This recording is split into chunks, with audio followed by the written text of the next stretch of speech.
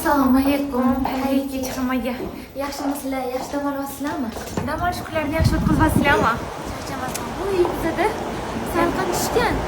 Ancha. Kechadan oldingi havodan asar ham qolmagan. Ancha salqin. Nartuda. Voy. Ertaga qor yog'adi deb aytishgan. Sovuq.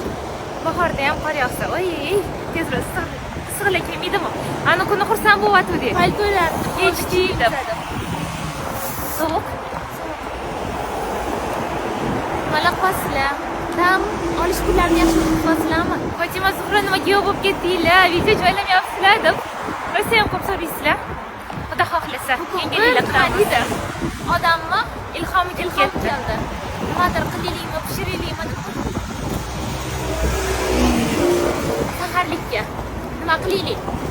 Kimda ideyalar bo'lsa, yozib qoldiringlar. Yaxshi ovqatlardan. Sizda hozir